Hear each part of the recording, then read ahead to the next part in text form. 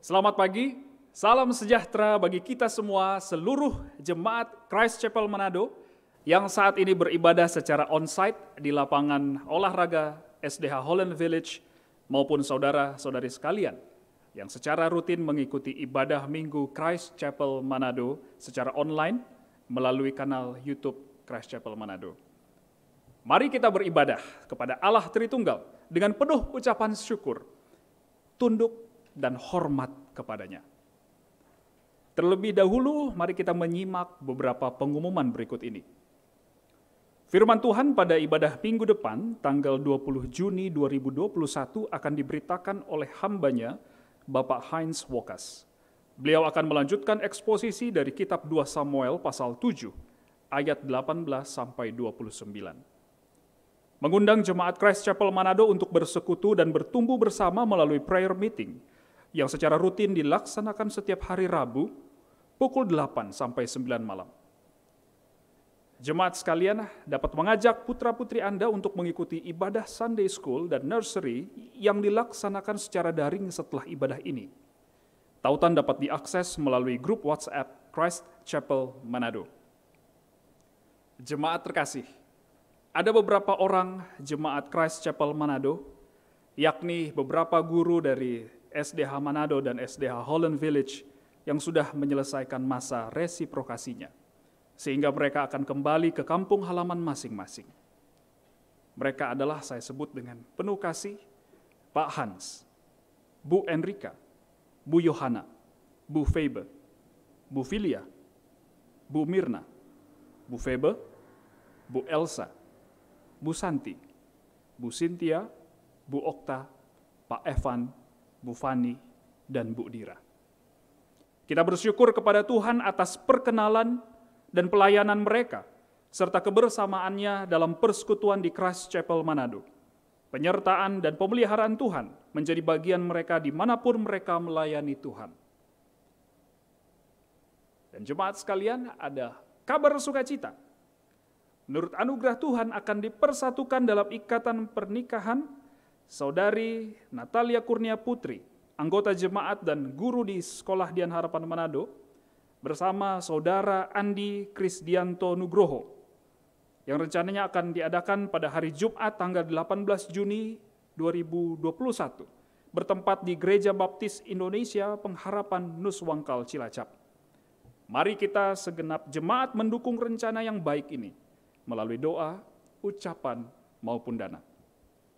Saya mengajak setiap jemaat untuk terlebih dahulu bersaat teduh di hadapan Tuhan sebelum kita memulai ibadah ini.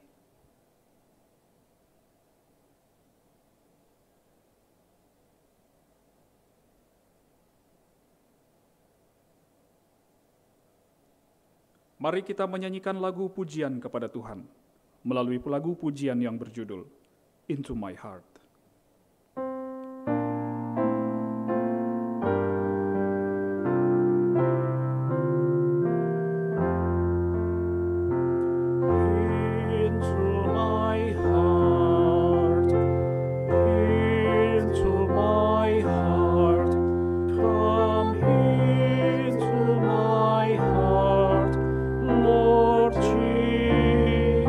Jesus, come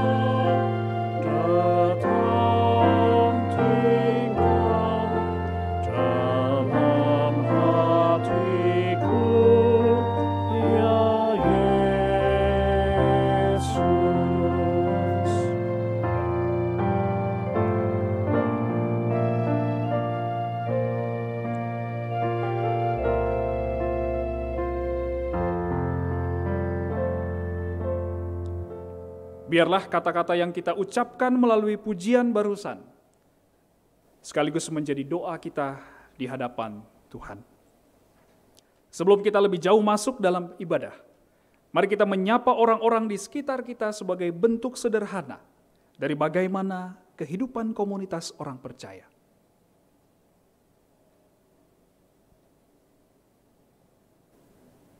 Puji Tuhan, kita masih boleh saling menyapa satu dengan yang lainnya.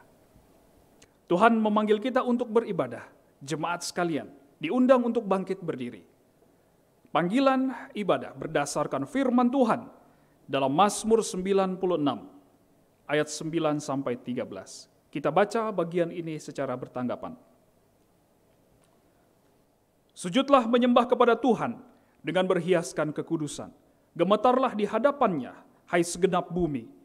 Katakanlah di antara bangsa-bangsa, Tuhan itu Raja. Sungguh tegak dunia, tidak goyang.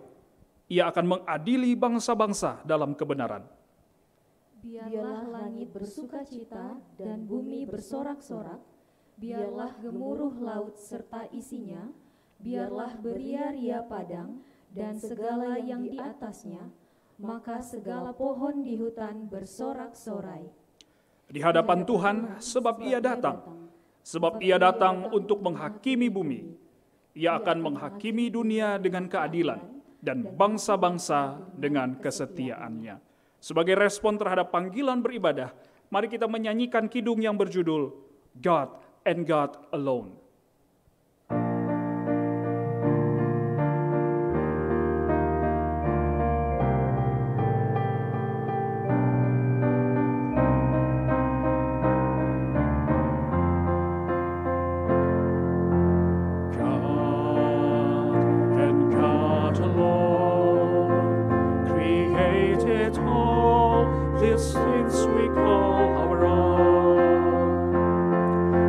Mighty to the small, the glory in them all is God's and God's alone. God and God alone reveals the truth of all we call unknown. All the best and worst of man can change the master plan. It's God's and God's alone. God and God alone is fit to take the universe's throne. Let everything that lives preserve His truest praise.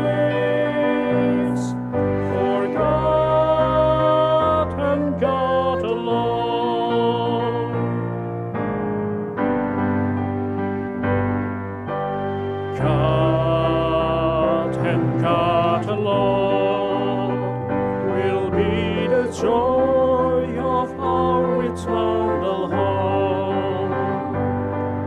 He will be our one desire. Our hearts will never tire of God and God alone. God and God alone is fit to take the universe's throne.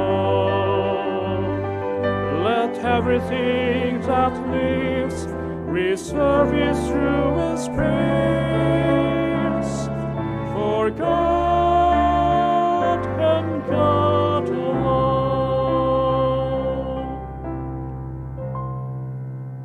Jemaat sekalian, mari kita bersatu di dalam doa. Mari kita berdoa. Ya Bapa Allah pencipta kami, pencipta alam semesta dan segala isinya. Betapa agung dan mulia Engkau ya Allah kami, yang mengetahui segala sesuatu dan merancang segala sesuatu demi kemuliaan-Mu. Sehingga sudah sepantasnya lah kami sebagai ciptaan-Mu untuk memuji dan menyembah-Mu. Dan biarlah itu menjadi hasrat hati kami. Tuntunlah dan layakkanlah kami untuk beribadah kepada Tuhan.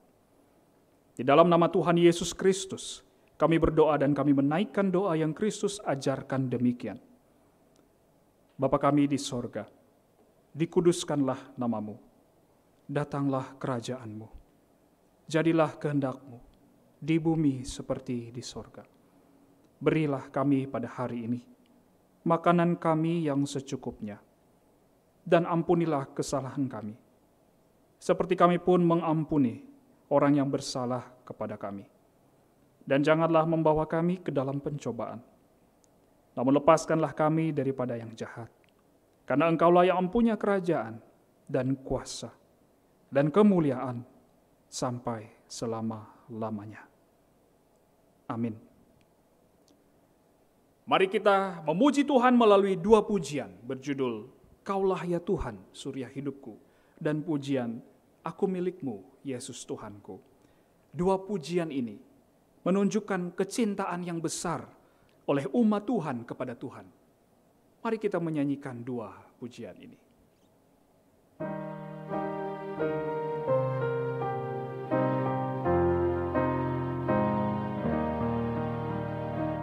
Kaulah ya Tuhan, surya hidupku, asal Kau ada yang lain tak perlu.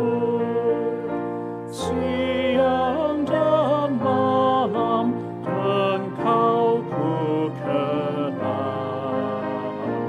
Di hadirat-Mu jiwaku tenang.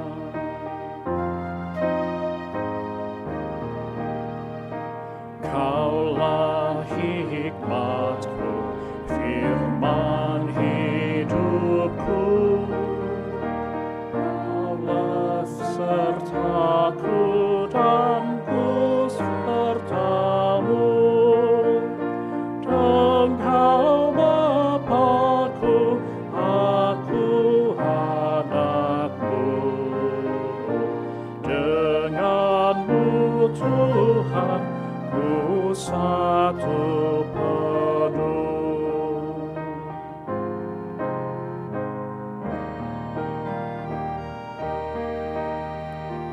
Kaulah bagiku tempat berteduh. Kaulah perisai dan benteng teguh. Sukacitaku kekal dalam-Mu. Kuasa sorgawi Engkau kuasaku.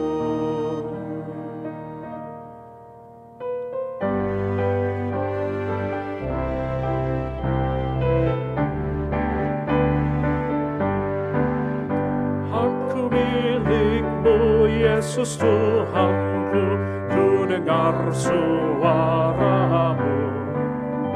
Ku merindukan datang mendekat dan diraih oleh-Mu. Raih daku dan dekatkanlah pada kaki salib-Mu. Raih daku, raih dan dekatkanlah ke sisi-Mu, Tuhanku.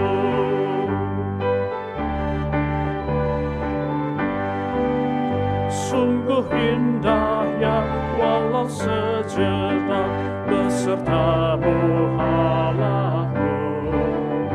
Dalam doaku sungguh akrabnya bersekutu dengan-Mu.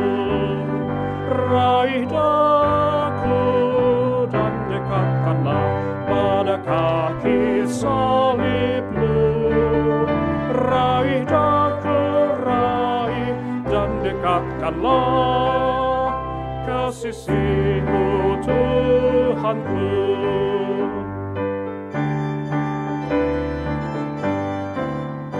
Dalam dunia tak seutuhnya ku pahami kasih-Mu.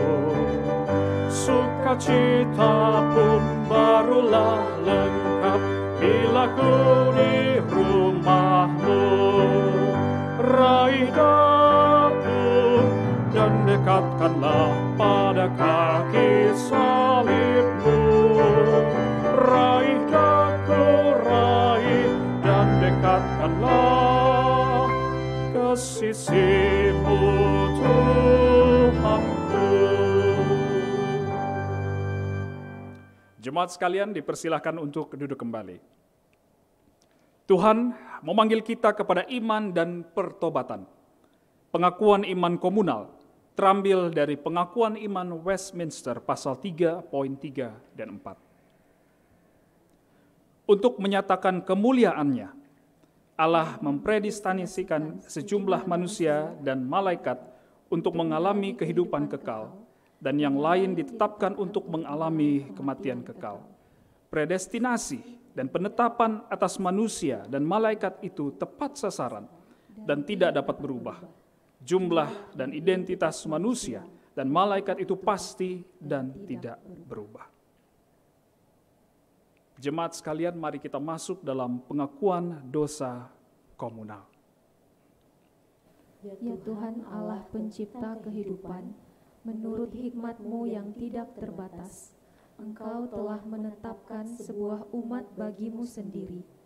Bagi pikiran kami yang terbatas, predestinasi seringkali menjadi alasan untuk mencurigai Engkau. Kami mengira Engkau tidak adil terhadap orang-orang bukan pilihan, padahal Engkau berdaulat. Kami mengira Engkau tidak berdaulat, padahal Engkau berbelas kasihan. Kami mengira Engkau tidak berbelas kasihan, padahal Engkau sedang bertindak adil. Kami mengakui semua cacat logika dan ketimpangan pikiran ini. Ya Allah, yang benar dan penuh kasih, lepaskanlah pikiran umat-Mu dari pikiran yang mencurigai. Di dalam Kristus Yesus yang telah menebus pikiran kami. Amin. Saat ini pun kita memperoleh kesempatan untuk mengaku dosa kita di hadapan Tuhan. Mari kita masing-masing berdoa di hadapan Tuhan.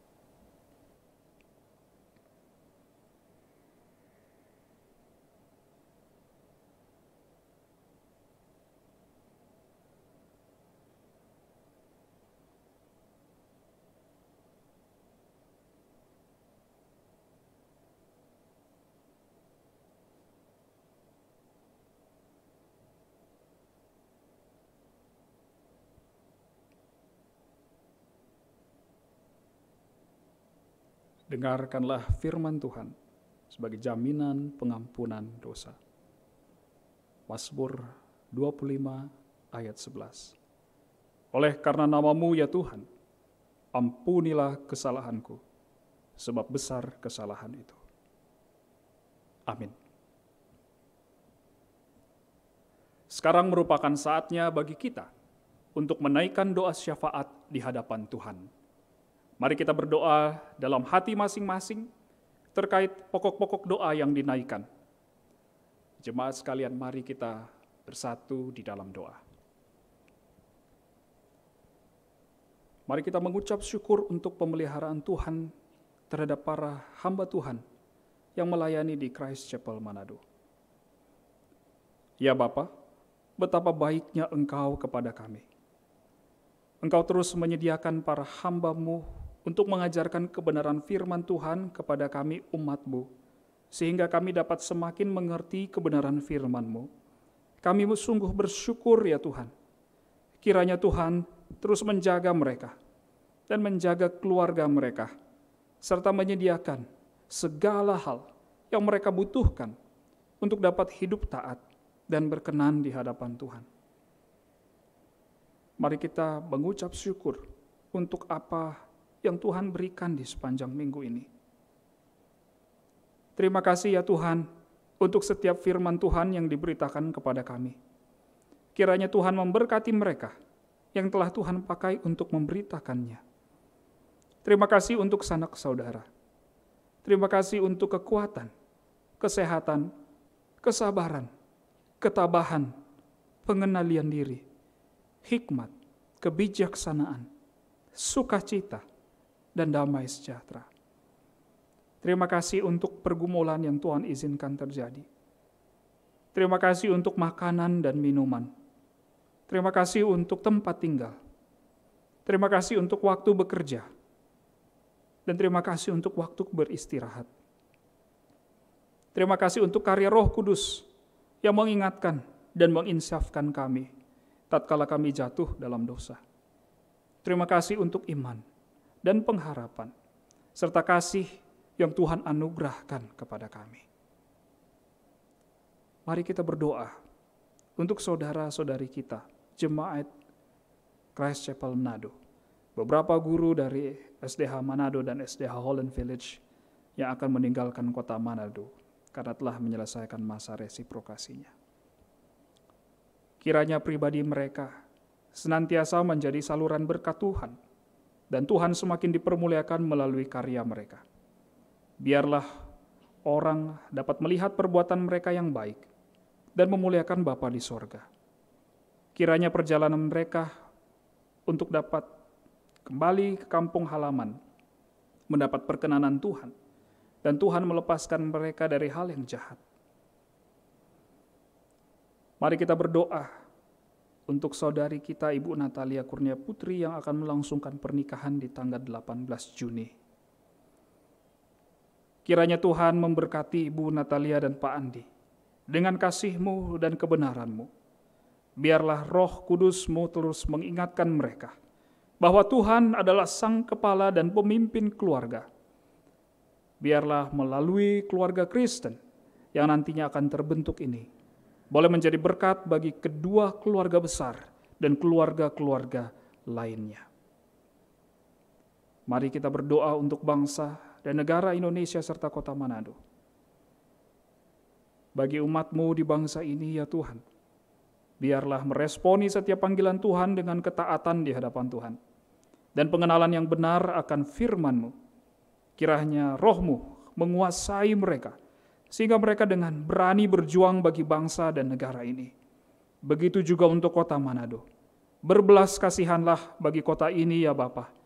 Janganlah Engkau memalingkan wajah-Mu dari kota ini. Inilah doa syafaat kami. Kami berdoa hanya di dalam nama Tuhan Yesus Kristus. Amin.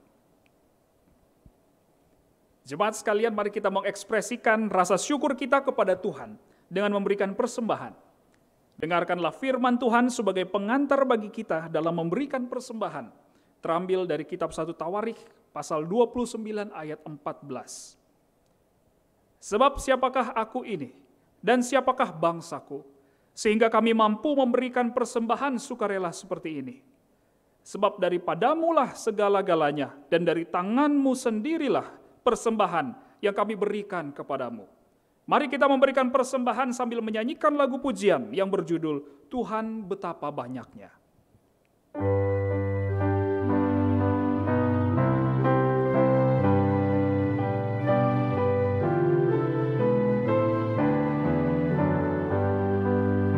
Tuhan betapa banyaknya berkat yang Kau beri,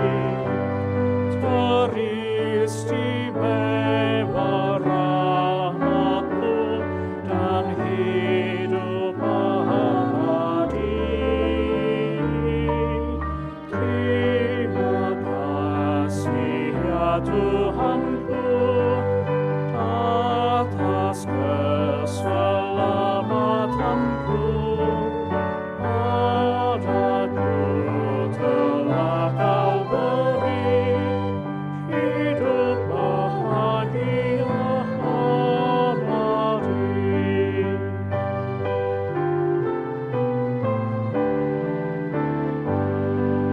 Sanak saudara dan teman Kau beri kepada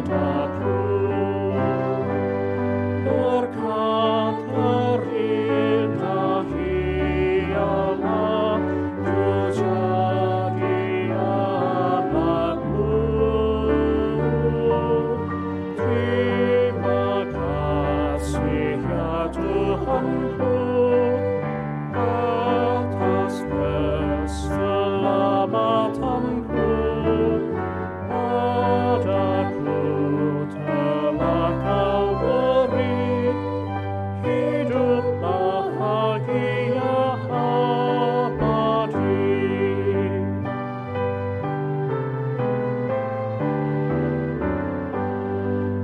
Setiap hari rahmat-Mu tiada putusnya. Hendak ku puji nama-Mu tetap selamanya. Jemaat sekalian diundang untuk bangkit berdiri. Atas keselamatanku, padaku telah Kau beri hidup bahagia abadi. Mari kita berdoa. Inilah persembahan kami ya Tuhan. Kami memberikannya dengan penuh sukacita di hadapan Tuhan untuk dipakai demi misi kerajaan Allah. Berkatilah dan kuduskanlah. Demikian juga kiranya Tuhan memberkati umat-Mu ini, sesuai dengan kasih karunia Tuhan bagi kami semua. Dalam nama Tuhan Yesus Kristus, kami mempersembahkan persembahan ini. Amin. Jemaat sekalian dipersilahkan untuk duduk kembali. Tuhan memperbarui kita dalam firman-Nya. Mari kita sambut kebenaran firman Tuhan yang akan diberitakan oleh hamba-Nya. Halo, selamat pagi saudara-saudara dan sahabat-sahabat di Christ Chapel Manado, Christ Chapel Kupang, dan Christ Chapel Palembang. Kita bersyukur masih boleh terus mempelajari kebenaran kitab suci dan kita telah tiba di pasal 7 dari kitab 2 Samuel. Kalau saudara mengingat 2 Samuel 5, Daud telah mengangkut tabut perjanjian dan membawanya ke Yerusalem.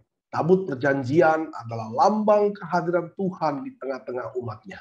Di dalam 2 Samuel 6 ayat 2, Daud mengakui siapa Raja Israel yang sejati. Daud raja, tapi di Allah yang adalah Raja Israel.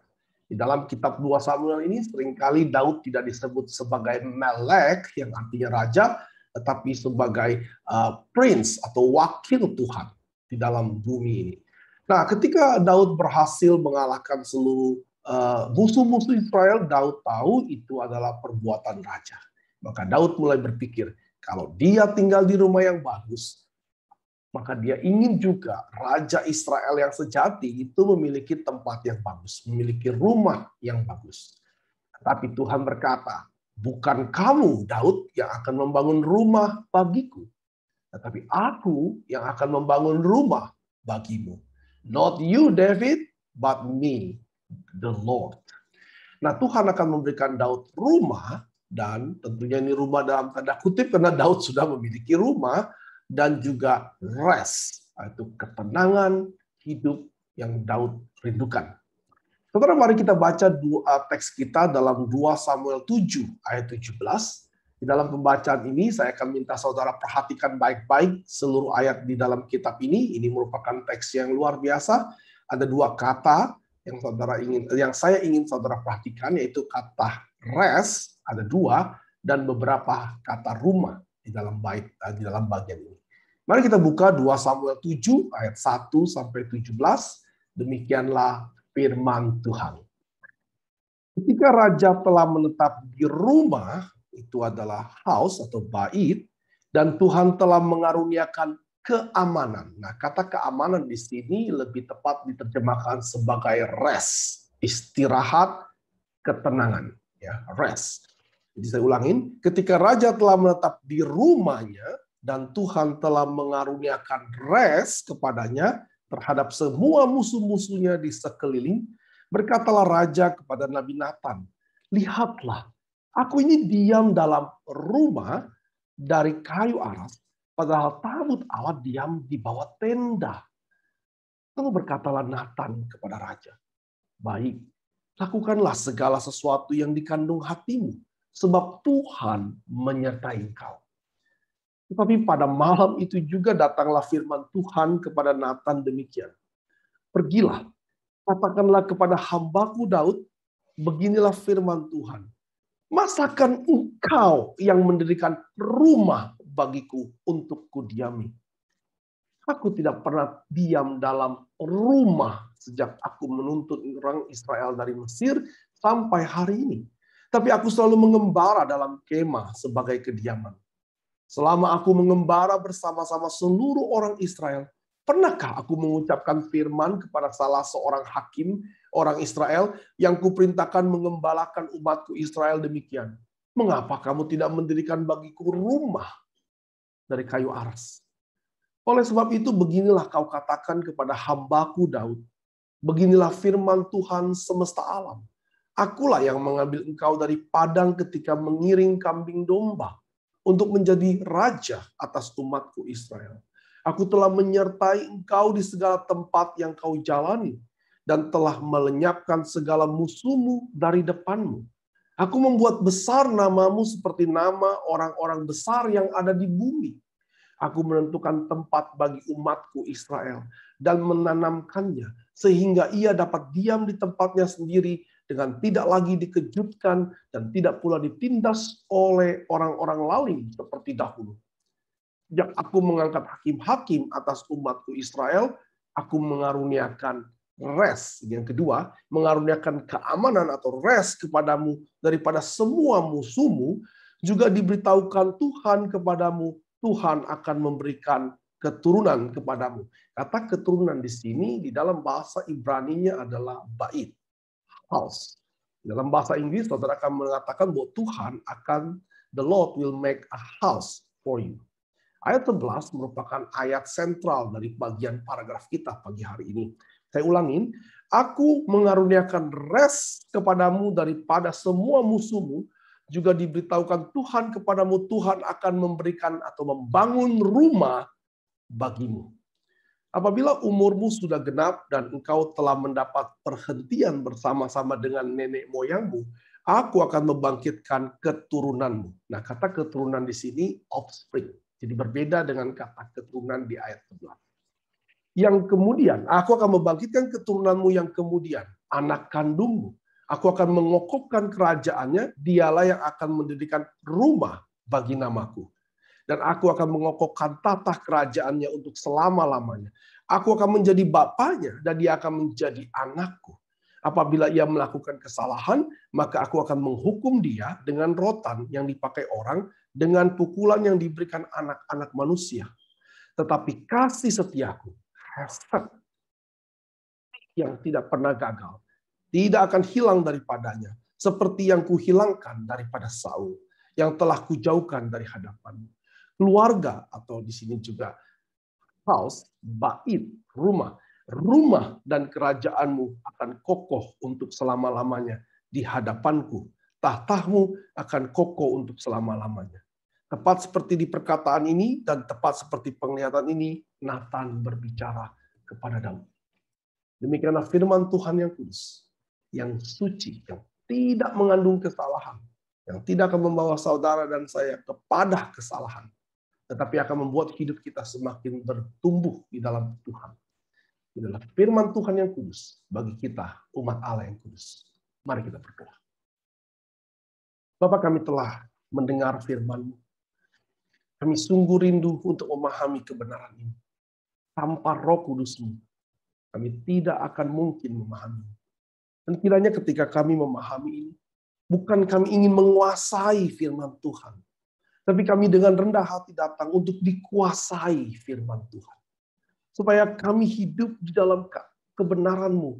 Kami membutuhkan firman Tuhan untuk menguasai pikiran kami, hati kami, untuk tunduk kepada-Mu.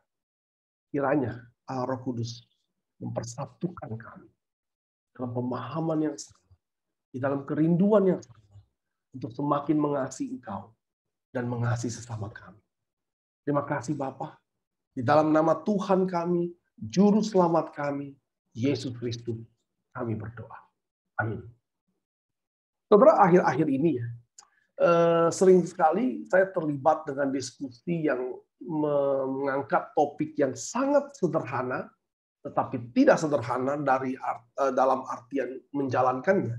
Dan topik yang sudah lama, tetapi terus baru. Pak, saya ini sudah dibaptis. Saya sudah di-CD. Kok saya masih terus berbuat dosa? Keselamatan saya hilang nggak nih lama-lama karena terus berbuat dosa? Nah, ini pengalaman hidup kan. Ini basic question, tapi ini adalah pengalaman kita sehari-hari. Tanpa pemahaman yang benar, kita akan ragu. Lalu ada lagi yang bertanya, Pak, bagaimana caranya supaya saya bisa mempertahankan keselamatan yang sudah diberikan Tuhan kepada saya? Ini pertanyaan yang absurd. Pertanyaan yang tidak masuk akal sebetulnya.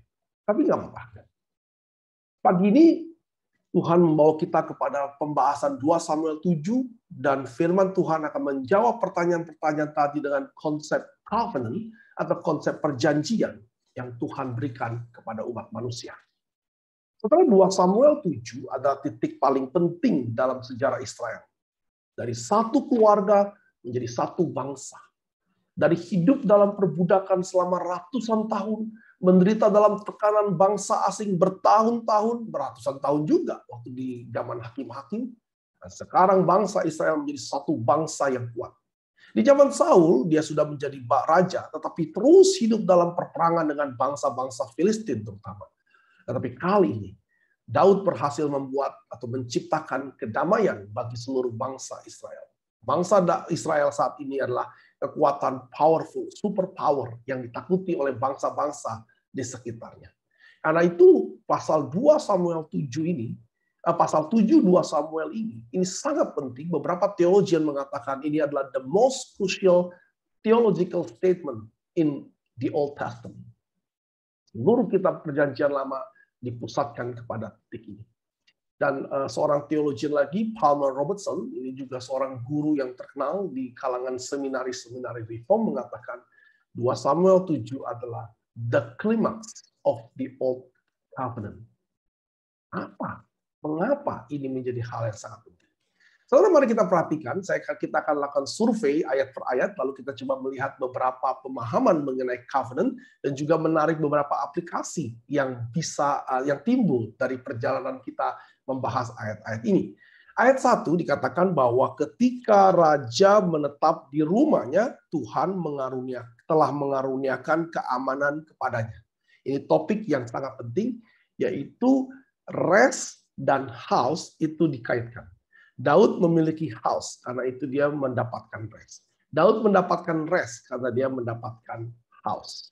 Saudara, kata rest diterjemahkan oleh LAI menjadi keamanan. Ini tidak 100% salah, tetapi kurang tepat karena akan menghilangkan makna yang lebih luas. Daud diberikan keamanan karena musuh-musuhnya tidak lagi menyerang. Ingat, Saul selalu gundah karena bangsa Filistin terus menyerang. Tetapi di zaman Daud tidak ada hal itu karena Tuhan sudah memberikan keamanan kepadanya. Karena itu Daud bisa tenang. Jadi lebih tepat diterjemahkan Daud bisa beristirahat dan mendapatkan ketenangan. Dan arti kata yang dipakai sebagai keamanan ini memang arti literalnya adalah rest, beristirahat. Sama dengan rest dalam hari Sabat yang Tuhan berikan. Jadi Tuhan memberikan Daud istirahat. Dan di dalam rumah Daud beristirahat. Saudara, ini menarik. Kenapa Daud kenapa Tuhan memberikan Daud untuk istirahat? Kita akan melihat dalam ayat-ayat berikutnya. Di dalam ayat 2, nah Daud sekarang sudah tinggal dalam rumah yang bagus, dalam rumah yang indah. Tapi Daud mulai berpikir, kok Tuhan yang adalah Raja Israel yang sesungguhnya masih hidup di dalam tenda? Nah, Daud mengingat apa yang Musa katakan. Saudara ingat bahwa seluruh Raja Israel wajib untuk menuliskan dengan tangannya setiap kata dari hukum Taurat. Walaupun mungkin hanya Daud yang melakukannya.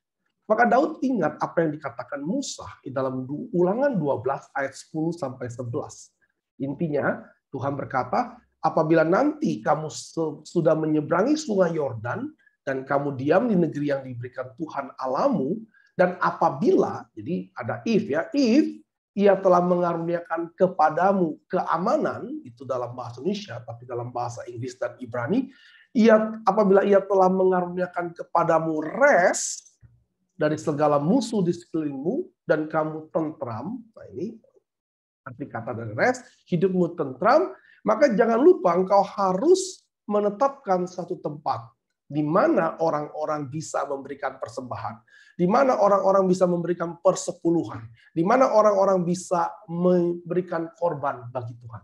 Dengan kata lain, ada satu tempat di mana orang Israel bisa beribadah. Ada tempat yang orang-orang Israel boleh menyembah Tuhan. Nah, mengingat hal ini, Daud tentunya semangat ya untuk membangun rumah, dan dia ingin bersyukur juga atas apa yang sudah dikerjakan. Apalagi Tuhan adalah Raja Israel yang sesungguhnya. Nah, ayat 3, Nabi Nathan berkata, baik, lakukanlah segala sesuatu yang dikandung hatimu, sebab Tuhan menyertai. Semua orang pada waktu itu tahu bahwa Tuhan menyertai Daud. Dan di dalam kitab 1 Samuel dan 2 Samuel kita melihat beberapa kali dikatakan Tuhan bersama Daud. Tuhan menyertai Daud. Tapi Tuhan tidak menyertai Saul. Saudara, ini menjadi hal yang penting. Saudara, apa yang paling indah dalam hidup ini? Plan untuk melayani Tuhan. Rencana untuk mengerjakan pekerjaan Tuhan.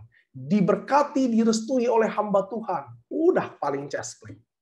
Maka Daud ingin mengerjakannya. Tetapi malam itu Tuhan mengoreksi semua rencana Daud dan berkata kepada Nathan, "Hei, kok kamu bisa berkata Tuhan menyertai Daud untuk membangun rumah bagi Tuhan?" Ini yang diperkatakan Tuhan kepada Daud.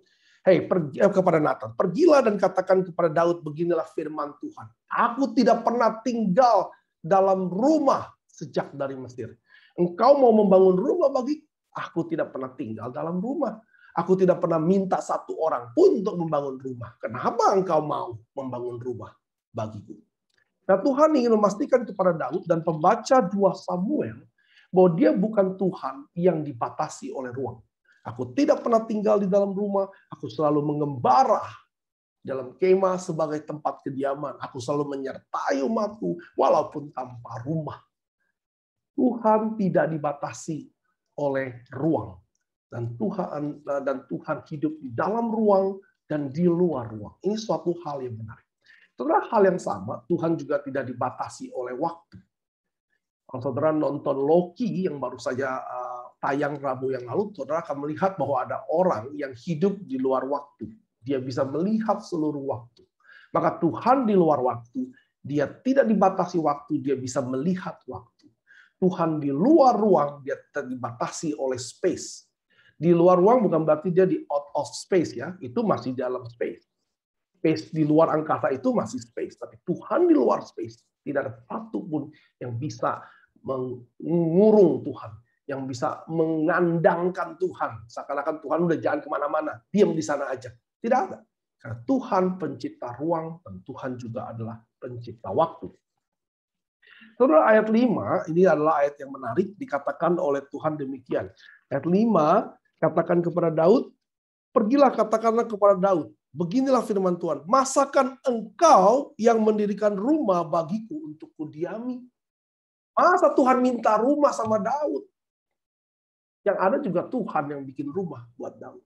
Saudara, kata masakan kamu ini merupakan suatu penekanan yang luar biasa. Di dalam bahasa Ibrani tidak perlu kata kamu secara khusus, tapi sudah mengandung kata kamu. Tapi justru dengan menambahkan kata kamu secara khusus, lebih kurang ini terjadi suatu penekanan dengan kata lain begini. Hah? Engkau mau membangun rumah bagiku? No way, Daud. No way. Maka dalam ayat 11, bukan kamu, Daud, yang akan membangun rumah bagiku. Tapi aku Tuhan, Yahweh, the Lord, alam semesta, Tuhan alam semesta, yang akan membangun rumah bagimu, Daud. Saudara, kita simpan dulu kata rumah. Saudara mungkin mulai bingung, kok Daud sudah punya rumah, Tuhan mau bangunkan rumah lagi ya. Jangan-jangan Daud mau bangun real estate. Tidak. Nah, sampai di sini kita lihat, Daud memiliki rencana yang baik. Daud ingin melayani Tuhan. Daud ingin mempersembahkan yang terbaik bagi Tuhan, tetapi Tuhan mengoreksi rencana Daud. Saudara, seringkali dalam hidup ini kita punya rencana yang baik. Bahkan rencana yang baik untuk kemuliaan Tuhan. Tetapi seringkali kita lupa bahwa rencana kita bukanlah rencana Tuhan. Dan ketika Tuhan pada akhirnya mengoreksi rencana kita, apakah kita mau dengan rendah hati mencari pimpinan Tuhan? Saudara, kita seringkali punya cita-cita, mimpi-mimpi yang indah. Dan semua mimpi itu tidak ada yang salah dalam artian tidak melanggar firman Tuhan. Dan ketika saudara bawa ke hamba Tuhan, bawa kepada kakak-kakak yang lebih rohani. Yes, this is good. Saya ingin menjadi guru yang terbaik. Saya ingin menjadi nurse yang bisa melayani. Saya ingin menjadi pendeta hamba Tuhan yang bisa menyebarkan begitu banyak kebenaran firman Tuhan. Itu mimpi-mimpi, cita-cita yang indah. Apapun itu. Tetapi ketika kita menyatakan rencana kita yang paling benar dan harus jalan dan melupakan Tuhan, di sana kita jatuh. Rencana yang baik bagi Tuhan, bagi diri saudara, bisa menjadi satu titik kejatuhan. Saudara, Daud cukup rendah hati untuk tidak melanjutkan pembangunan ini. Kalau Daud terus membangun rumah bagi Tuhan, maka Daud melanggar firman Tuhan. Daud melayani Tuhan dengan melanggar Tuhan, dengan melanggar perintah yang Tuhan. Gimana ya? Daud melayani Tuhan dengan melanggar perintah Tuhan yang dia layani. Saudara, kita tidak mau menjadi seperti itu. Kita mau memuji Tuhan dengan melanggar Tuhan yang kita puji. Kita ingin mengasihi Tuhan dengan melanggar perintah Tuhan yang kita kasih. Ini tidak masuk akal. Maka saudara, jika saudara dikoreksi oleh Tuhan, mungkin seringkali koreksi Tuhan juga sakit. Tapi maukah kita dengan rendah hati untuk menerima koreksi itu? Karena segala sesuatu yang kita kerjakan, yang dapat kita kerjakan, itu semua berasal dari Tuhan. Bahkan tarikan napas ini pun atas seizin Tuhan. Jadi bagi saudara yang memiliki mimpi indah, rencana indah, sekalipun itu bagi Tuhan, bukan berarti Tuhan harus menuruti rencana saudara. Datanglah dengan rendah hati. Berikanlah semua rencana saudara kepada Tuhan. Bukan untuk distempel setuju, tapi untuk dikoreksi oleh Tuhan. Dia tahu yang terbaik bagi saudara. Mari kita lanjutkan ayat 8 sampai 11. Ayat 8 dikatakan, Tuhan berkata, Aku telah mengambil engkau dari seorang gembala menjadi seorang raja. Nagid, kata raja selalu menggunakan kata nagid dalam kitab ini, bukan melek. Melek raja secara jabatan, secara powerful, sovereign, tetapi nagid adalah raja dalam arti fungsi. Maka dari fungsi gembala menjadi fungsi raja. Daud ditambahkan gembala raja, king shepherd. Dan siapa yang melakukan itu? Aku. Tugasmu hanya menjadi wakilku untuk memerintah Israel. Ini seperti Adam yang Tuhan tempatkan untuk memerintah bumi ini sebagai wakil Allah. Maka ayat 9 Tuhan ingatkan dia bahwa aku menyertai engkau dimanapun engkau berada. Ketika engkau dikejar-kejar Saul, aku menyertai engkau. Ketika engkau ditangkap atau harus bersembunyi di daerah Filistin, aku menyertai engkau. Ketika engkau hidup seperti orang gila, aku menyertai engkau. Dan aku, seperti pengakuanmu dalam 2 Samuel 6 ayat 2, yang telah melenyapkan seluruh musuh-musuhmu. Dan sekarang aku yang memberikan engkau rest, keamanan, ketenangan hidup. Engkau tidak perlu lagi mengusahakan kedamaian ini. Nah, aku telah memberikannya kepadamu. Aku dikatakan dalam ayat 9, aku telah membuat namamu besar di muka bumi ini. Nama Daud pada waktu itu sudah menjadi nama yang sangat besar. Beringat janji Tuhan kepada Abraham. Aku akan membuat keturunanmu menjadi bangsa yang besar. Bukan dari sisi jumlah itu pada waktu itu, tapi Daud pada waktu itu sudah memiliki nama yang besar. Karena siapa? Karena Tuhan. Ayat 10 Tuhan berkata, aku akan menentukan di mana Israel harus berdiam. Dan Israel tidak akan lagi menghadapi kejutan-kejutan dari bangsa asing yang berusaha menindas mereka. Surah ayat 11 adalah ayat yang penting, kita akan mengambil waktu di sini. Sejak aku mengangkat hakim-hakim atas umatku Israel, aku mengaruniakan rest kepadamu dan daripada semua musuhmu. Jadi rest yang Daud dan Israel dapatkan itu selalu, atau pada zaman hakim-hakim ketika mereka tidak mengalami perperangan dengan bangsa lain, itu karena Tuhan yang mengaruniai. Tuhan yang mengaruniakan ketenangan hidup dari bangsa Israel. Dan juga Tuhan berkata, aku akan memberikan keturunan kepadamu. Kata keturunan di sini masih menggunakan kata baik. Saudara, ada permainan kata di sini. Tetapi ada satu hal yang menarik. Ayat 1 pasal ini mengatakan Daud menetap di rumah, Tuhan mengaruniakan rest. Ayat 11, Tuhan mengaruniakan rest dan Tuhan akan mendirikan rumah. Saudara bisa lihat, di dalam rest dan rumah atau bait ini berkaitan. Saudara tidak akan mendapatkan rest tanpa house. Saudara tidak akan mendapatkan house kalau saudara tidak rest. Saudara lihat, ini adalah intinya bahwa Tuhan akan berkata di dalam house, you will get rest. Nah, sekarang kita coba lihat permainan kata apa yang sedang dilakukan. Saudara, kata bait itu artinya rumah. Saudara tentu mendengar bait Allah. Saya suka bahasa Ibrani bait karena saya nggak perlu ngafalin. Kita semua tahu bait, rumah. Dan bait juga adalah, saudara mungkin pernah berkata Bethlehem, itu Bethlehem atau Bethlehem itu rumah roti. Ya. Nah, bait artinya rumah. Tetapi bait juga tidak selalu berarti literal physical house, seperti rumah yang kita tinggali. Tidak harus seperti itu. Di dalam bahasa Inggris juga dan juga Chinese, kata house itu juga memiliki arti keluarga. Karena itu LAI menggunakan memberikan keturunan, tapi dalam arti keluarga, bukan physical offspring. Nah, seperti saudara kalau ke Inggris, saudara tahu the House of Windsor. Itu bukan rumahnya si Windsor, tapi keturunan Windsor. Atau dalam bahasa Mandarin ada kata chia, artinya rumah, house, tetapi juga berarti keluarga saya. Chia, woman chia, keluarga saya. Maka kata house pertama physical house, yang kedua adalah keluarga, dan yang ketiga juga memiliki makna artinya dinasti, kerajaan.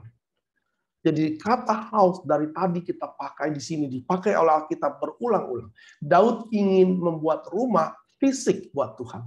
Tapi Tuhan bilang, saya tidak perlu rumah fisik. Dan aku akan membangun engkau rumah dalam artian kingdom for you. Itulah house. The house of David, artinya kerajaan Daud. Saudara akan melihat di dalam arkeologi telah ditemukan juga kata-kata the house of David yang sebagai stempel, sebagai kerajaan dari Daud. Maka dengan kata lain, kata rest disandingkan dengan kata house, artinya in the kingdom you will get rest. Out of the kingdom there is no rest. Saudara, janji Tuhan kepada Daud bukan rumah fisik. Daud bisa membangun rumah fisik dengan apa yang dia punya, tetapi Daud tidak mampu untuk membangun kerajaannya kekal selama-lamanya tanpa Tuhan. Saudara, tanpa sebuah kerajaan yang kokoh, tanpa sebuah kerajaan yang kuat, maka tidak ada rest bagi umat Tuhan. Karena akan terus mengalami serangan-serangan dari berbagai musuh. Nah, saudara, menarik, dari satu keluarga, Tuhan sudah berjanji akan menjadikan Abraham sebuah bangsa yang besar. Tapi bukan melalui Ismail, bukan melalui Esau, bukan melalui 11 anak Yakub, tetapi satu anak Yakub yang bernama Yehuda. Di dalam Kejadian 49 ayat 8 sampai 10, yaitu ketika ketika Yakub memberkati ke-11 anaknya, ke-12 anaknya, maka kata-kata ini hanya diberikan kepada Yehuda. Kejadian 49 ayat 8. Yehuda, engkau akan dipuji oleh saudara-saudaramu. Tanganmu akan menekan tengkuk musuhmu. Kepadamu akan sujud anak-anak ayahmu. Wow. 11 saudara akan sujud kepada Yehuda. Ayat 9. Yehuda adalah seperti anak singa. Setelah menerkam, engkau naik ke suatu tempat yang tinggi, hai anakku. Yang meniarap berbaring seperti singa jantan dan seperti singa betina. Siapakah yang berani membangunkannya? Ayat 10. Tongkat kerajaan tidak akan beranjak dari Yehuda. Lambang pemerintahan dari antara kakinya sampai dia datang dan berhak atasnya, maka kepadanya akan takluk bangsa-bangsa. Yakub sudah menubuatkan di dalam doanya kepada Yehuda, tongkat kerajaan, lambang pemerintahan akan ada dan tidak pernah berlalu dari Yehuda. Semua bangsa akan takluk di bawah kaki Yehuda.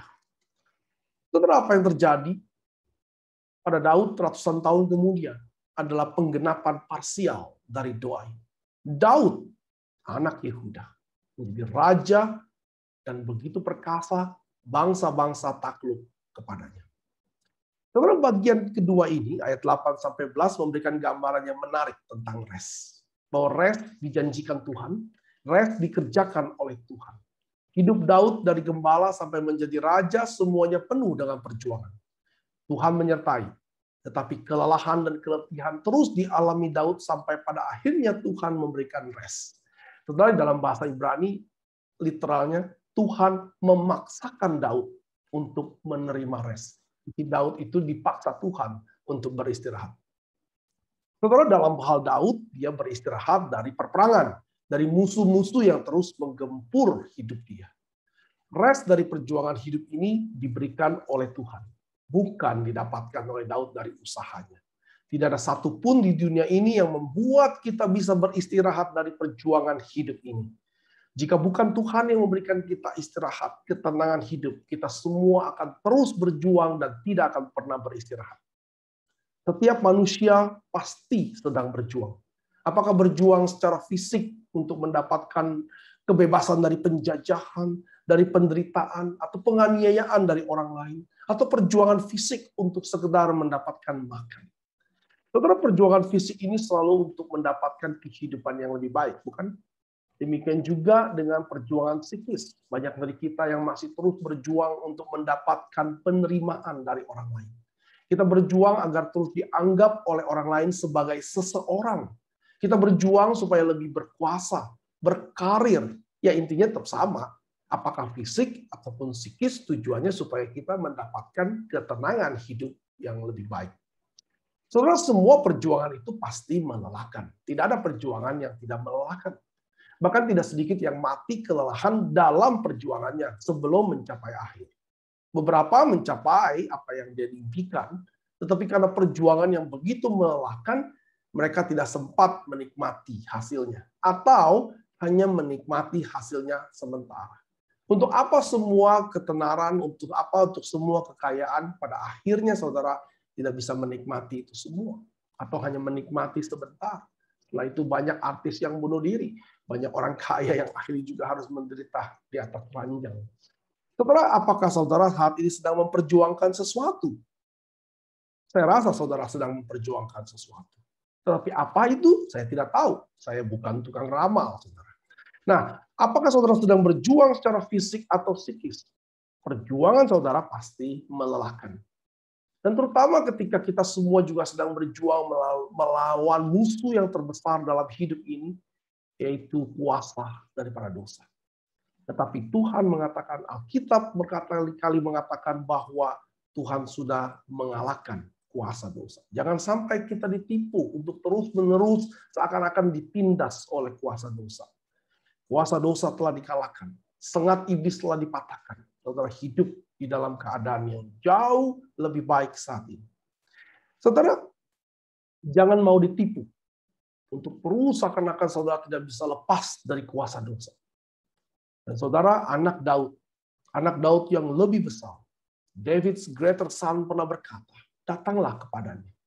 Karena di tengah-tengah kelelahan saudara, yang saudara butuhkan adalah bukan terus berjuang di dalam kelelahan, tetapi saudara datang kepada Kristus yang akan memberikan kelegaan dan kepada setiap orang yang sedang mengalami kelelahan. Saudara boleh pikirkan ini. Apakah saudara diterima manusia, penghargaan manusia, kenyamanan hidup dunia ini lebih berharga daripada penerimaan Kristus, daripada kelegaan yang Yesus berikan? Saudara bisa melanjutkan hidup ini dengan dua mode, yaitu survival mode. Hidup terus berjuang untuk sesuatu yang belum pasti saudara dapatkan. Atau saudara ganti mode hidup saudara menjadi victory mode, mode kemenangan. Karena saudara sudah mendapatkan nilai A pada akhirnya. Saudara hanya hidup mempertunjukkan bahwa saudara memang adalah A student. Saudara, bagian terakhir ayat 12 sampai 17 Tuhan menjanjikan sebuah kerajaan yang kekal. Ayat 12, Tuhan akan membangkitkan seorang keturunan yang berasal dari darah dan daging Daud. Literally dari dagingmu, dari tubuhmu, from your body. Satu keturunan, menggunakan kata singular. Padahal anak Daud begitu banyak. Anaknya Daud, cucunya Daud juga banyak. Tetapi Tuhan bilang, satu keturunan dari darah dagingmu akan dibangkitkan Tuhan untuk mengokohkan kerajaanmu. Satu anak akan lahir. Dia bukan cuma mewarisi kerajaanmu, tapi dia akan mengokohkan kerajaanmu. Ayat 13 dikatakan, anak itu akan mendirikan rumah bagiku, kata Tuhan. Anak darah dagingmu akan lahir mendirikan rumah bagi nama Tuhan. Rumah kerajaan Tuhan. Dan Tuhan akan mengokohkan kerajaan anak itu untuk selama-lamanya. Saudara perhatikan ayat 12 dan 13. Ini terjadi suatu concentric pattern. Pertama dikatakan, aku akan mengokohkan kerajaan anak itu, dan anak itu akan mendirikan rumah atau kerajaan bagiku, dan aku akan mengokohkan kerajaan itu selama-lamanya. Anak darah daging Daud akan mendirikan rumah bagi Tuhan, suatu kerajaan bagi Tuhan, dan Tuhan dua kali mengapitnya dengan mengatakan, aku akan mengokohkan. Wow. Siapa anak ini, saudara? Ayat 14. Aku akan menjadi bapa dari anak itu. Dan anak itu akan menjadi a son bagiku. A son, satu anak bagiku. Saudara, ini menarik. Karena mulai titik ayat 14 ini menjadi ambigu. Siapa the son? Siapa anak darah daging Daud yang akan mendirikan kerajaan bagi Tuhan dan kerajaannya kekal selama-lamanya? Dan siapa anak itu yang akhirnya anak Daud yang menjadi the son of the father? Tidak semua anak Daud menjadi the son of the father. Saudara, menarik di sini karena ini jadi bingung, saudara. Karena ayat berikutnya dikatakan bahwa kalau anak itu bersalah, nanti akan dihukum Tuhan. Wow, siapa dia? Anak yang mana yang akan menerima hukuman Tuhan? Saudara, ayat 15 mengatakan demikian. Ayat 14, kalau anak itu salah, aku akan menghukum dia. Tapi ayat 15 penting, tetapi kasih setiaku tidak akan hilang daripadanya. Kasih setia, headset, unfailing love, covenant love, kasih yang tidak pernah gagal, tidak akan pernah lepas dari diri anak itu. Dari diri orang-orang yang ada dalam perjanjian ini. Saudara bisa melihat bahwa setiap kesalahan keturunan Daud tidak akan menghilangkan kasih setia Tuhan, tetapi tetap akan menerima hukuman dari Tuhan. Ayat 16 dikatakan, keluargamu, bait, house, kerajaanmu akan kekal selama-lamanya. Ini menarik, saudara. Siapa anak ini? Apakah Salomo? Salomo memang mendirikan bait bagi Tuhan. Salomo memang kerajaannya besar, tapi tidak selama-lamanya. Salomo juga mengalami hukuman dari Tuhan karena dia melanggar dari firman Tuhan. Tetapi ayat ini memang memiliki dua makna. Digenapi parsiali oleh Salomo, tetapi akan digenapi oleh anak Daud yang jauh lebih besar dari Salomo. Yaitu anak Daud yang tidak pernah melakukan kesalahan, tetapi akan dihukum Tuhan oleh karena kesalahan umat Tuhan. Karena hukuman apapun yang diterima oleh anak-anak Daud tidak pernah menggagalkan kasih setia Tuhan yang sudah dicanangkan Tuhan kepada keturunan Daud. Hukuman dijalankan sesuai dengan perjanjian. Kalau engkau gagal menuruti apa yang aku minta, engkau akan dihukum. Ini hanya untuk menyatakan keadilan Tuhan.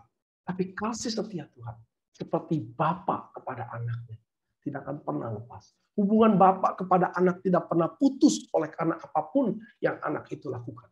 Oh, di Koran-Koran ada loh putus hubungan. Itu putus hubungan secara legal. Secara biological. Tidak mungkin anak putus hubungan dengan bapak. Anak tidak bisa memutus hubungan dengan bapak. Karena itu tidak mungkin. Nah, ada permainan kata rest dan house tadi. Dan juga ada permainan kata the son. Ini bisa merujuk kepada Salomo. Tapi kalau saudara membaca Mazmur 2 baik-baik, dan saya sudah membahas hampir di setiap PD Christ Chapel, bahwa ini juga merujuk kepada David's greater son. Jadi rest permainan kata, house permainan kata, the son juga ada permainan kata. di mana anak Daud yang jauh lebih besar itu akan mendirikan kerajaan bagi nama Tuhan. Dan Tuhan akan mengokohkan selama-lamanya. Saudara, inilah inti dari perjanjian Daud. Perjanjian Davidic Covenant, yang merupakan perjanjian anugerah. Tuhan yang berinisiatif. Tetapi Tuhan minta Daud juga mengerjakan bagian. Tuhan berkata bahwa unconditional in your part, tapi conditional in my part. Karena aku harus menghukum kesalahan-kesalahan yang dibuat oleh umat Tuhan. Tetapi setiap kesalahan yang kau perbuat tidak menghilangkan kasih setiaku kepadamu. Inilah perjanjian Tuhan. Inilah perjanjian Tuhan dengan Daud. Perjanjian Tuhan dengan Daud yang akan diperbaharui sekali lagi dalam perjanjian baru dengan Kristus. Tuhan yang memberikan. Tuhan yang mengokohkan. Saya dan saudara tinggal menikmati. Tapi kalau saudara dan saya salah, akan menerima hukuman. Walaupun kasih setia Tuhan tidak akan pernah hilang. Setelah kita tutup dengan kembali ke pertanyaan kita. Apakah keselamatan saya bisa hilang? Ini pertanyaan salah, saudara. Pertama, saudara tidak pernah bisa mengusahakan keselamatan. Keselamatan itu tidak pernah bisa diusahakan. Maka saudara hanya menerima keselamatan. Dan keselamatan itu adalah inisiatif Tuhan di dalam perjanjiannya dengan umat Tuhan. Apakah saya harus, bagaimana caranya mengusahakan supaya keselamatan ini tidak hilang? Saudara, kalau keselamatan itu bisa hilang, apa yang bisa saudara perbuat untuk menyelamatkannya? Mendapatkan keselamatan aja saudara nggak bisa. Apalagi mempertahankannya. Jadi pertanyaan bagaimana mempertahankan keselamatan saya, itu pertanyaan yang absurd, tidak masuk akal. Wong kamu dapat juga gratis, kamu mau mempertahankannya, bagaimana? Tidak ada. Saudara, pergi ke bait Allah, dalam arti kepada kingdom, the kingdom of God. If you are in the kingdom of God, you get the rest. Daud mendapatkan rest di dalam bait kerajaan Allah. Tuhan berkata, bait atau kerajaan Allah ini memberikan kedamaian. Maka jika saudara ada di dalam Tuhan, di dalam kerajaan Tuhan, saudara mendapatkan itu. Apakah saudara bisa mempertahankannya? Tidak bisa. Karena itu perintah Paulus bukan pertahankan keselamatanmu, tetapi kerjakan keselamatanmu. Engkau sudah ada di dalam Tuhan, kerjakan keselamatanmu. Inilah anugerah, inilah covenant yang Tuhan berikan dengan antara Allah dengan manusia. Jadi jangan tanya lagi keselamatan bisa hilang atau enggak. Bisa dapat aja belum tentu. Itu anugerah. Kalau sudah dapat gratis, bagaimana saudara bisa pertahankan sesuatu yang juga bukan saudara usahakan. Saudara hanya perlu berada terus di dalam Tuhan. Mengerjakan apa yang sudah Tuhan berikan kepada saudara.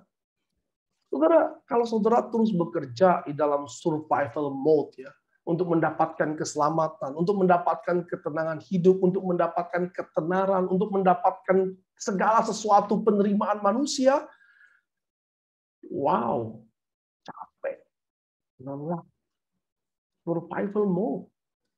Tapi kalau saudara tahu, saudara menerima, saudara berada di dalam bait, di dalam kingdom, di dalam Tuhan, maka saudara hidup dalam victory mode. Bukan untuk mendapatkan istirahat, tapi saudara diberikan kenyamanan, saudara diberikan ketenangan hidup. Rest itu diberikan, dan itu adalah God's rest, bukan saudara yang mengusahakan. Sehingga hidup kita harusnya penuh dengan gairah. Hidup kita itu di dalam Tuhan seharusnya seperti orang baru pulang liburan, pantai yang indah, gairah hidup begitu besar. Karena hidup di dalam victory mode. Jaminan nilai A sudah di tangan, tinggal tunjukkan kepada dunia, memang kita adalah A student. Nah, ini yang penting. Tapi kalau saudara salah, sekalipun saudara hidup dalam gairah, saudara tetap akan dihukum. Kasih setia tidak akan pernah hilang. Hukuman tetap ada. Hati-hati. Setiap dosa, saudara akan menerima akibatnya. Nah, dalam kesucian, mungkin kita terus bergumul di dalam dosa. Bagaimana ini? Lelah.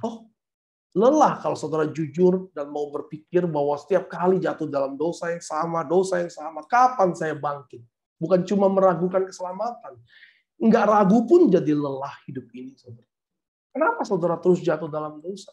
Karena saudara tidak pernah menikmati yang lebih indah dari dosa saudara. Semua dosa yang saudara lakukan karena saudara nikmati. Saudara, selama saudara tidak pernah menikmati sesuatu yang lebih indah, Susah untuk meninggalkan sesuatu yang saudara anggap indah. Orang yang senang main air di kubangan, mana bisa mereka membayangkan, karena mereka membayangkan pantai di Kupang yang indah. Pantai yang begitu indah, biru, pasir yang bersih, putih, itu senang. Orang yang sudah main di sana, nggak mau main di pantai Ancol. Tapi orang yang belum pernah melihat pantai lebih baik dari pantai Ancol, saudara cobalah sekali-sekali ke pantai Ancol. Saya aja males, saudara, kotor. Tapi orang yang belum pernah melihat pantai yang indah, dia akan terus main di pantai Ancol dengan senangnya. Sampai dia dapat keindahan dari pantai yang bersih. Biru airnya, putih pasirnya. Wow. Selama saudara belum pernah bisa menikmati Kristus. Walaupun itu tujuan hidup kita. Memuliakan Tuhan dan menikmati Allah selama-lamanya. Selama saudara belum bisa menikmati Allah. Berat bagi saudara untuk meninggalkan kenikmatan dosa saudara hari ini. Jadi fokusnya saudara, maukah saudara mencoba atau menikmati sesuatu yang Tuhan sudah berikan kepada saudara. Saudara tidak bisa mengusahakan keselamatan, saudara hanya perlu menikmati keselamatan itu. Kalau saudara masih suka bakso aci, padahal di sebelah saudara ada steak Wagyu yang diberikan gratis, saudara tidak akan pernah tahu nikmatnya Wagyu. Mangkok bakso aci, Salome di Kupang, saya juga suka Salome. Tapi kalau Salome di Kupang dihadapkan dengan Wagyu steak, saudara masih bilang enakan Salome. Saya nggak bisa ngomong apa-apa lagi. Wagyu steak yang gratis ini juicy dan empuk sudah di hadapan saudara. Ketika saudara menikmati ini nggak ada apa-apanya. Saudara bakso aci ini, nikmatilah Tuhan. Fokuslah kepada Tuhan. Bukan pada kenikmatan dunia ini.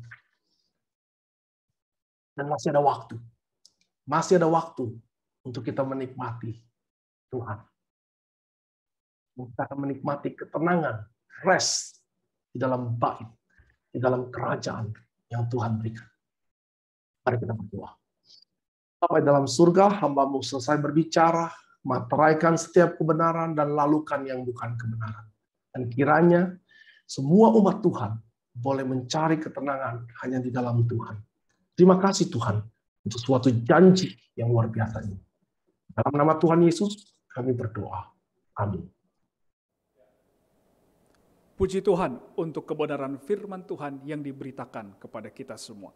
Mari jemaat sekalian kita mengangkat satu pujian penutup yang berjudul All Glory Be to Christ.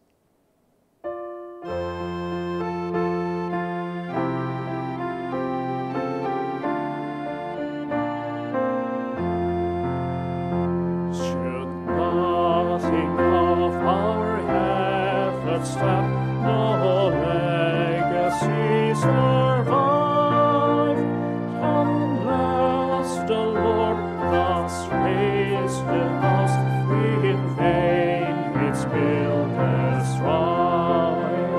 To you who boast tomorrow's gain, tell me what is your life?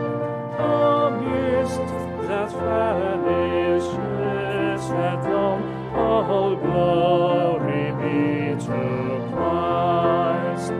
All glory be to Christ, our King.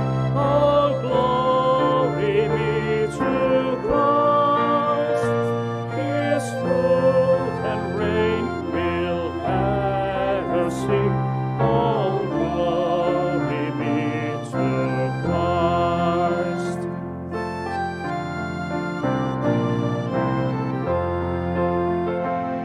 His will be done, His kingdom come, on earth as it is above.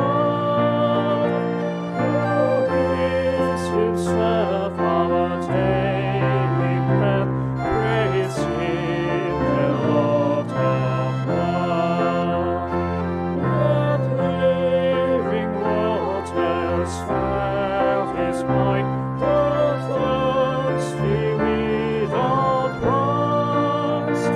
We'll take a cup of kindness yet, all glory be Jemaat sekalian diundang untuk bangkit berdiri. Christ our King, all glory be to Christ. His rule and reign will ever sing. All glory be to Christ. Biarlah puji, hormat, kemuliaan hanya bagi Allah Tritunggal. Mari kita menaikkan doksologi.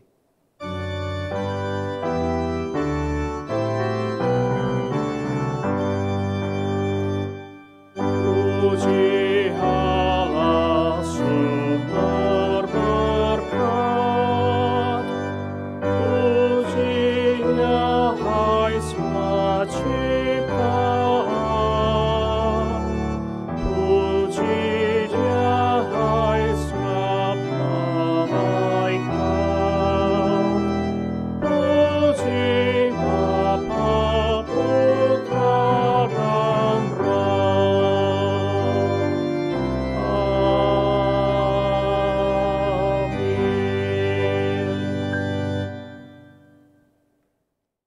Saudara-saudara, pulanglah dan terimalah berkat dari Tuhan yang telah menganugerahkan keselamatan, yang telah menganugerahkan ketenangan hidup. Nikmatilah ketenangan hidup yang berasal dari Tuhan. Beralihlah dari kenikmatan yang di dalam dosa kepada kenikmatan dalam Tuhan. Dan terimalah berkat dari Tuhan. Anugerah dari Yesus Kristus, kasih dari Allah Bapa, dan persekutuan dengan Roh Kudus menyertai kita semua dari sekarang sampai selama-lamanya. Amin.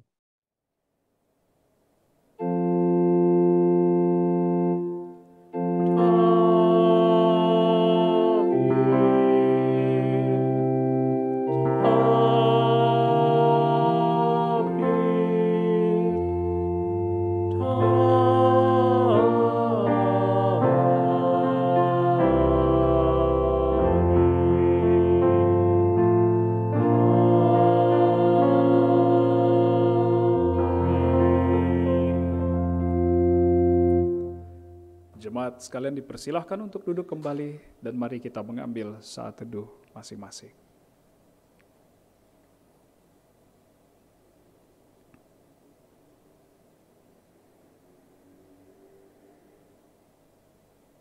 Saat teduh selesai. Selamat hari Minggu. Tuhan memberkati kita semua di sepanjang minggu ini. Sampai jumpa di minggu yang akan datang. Tuhan Yesus memberkati.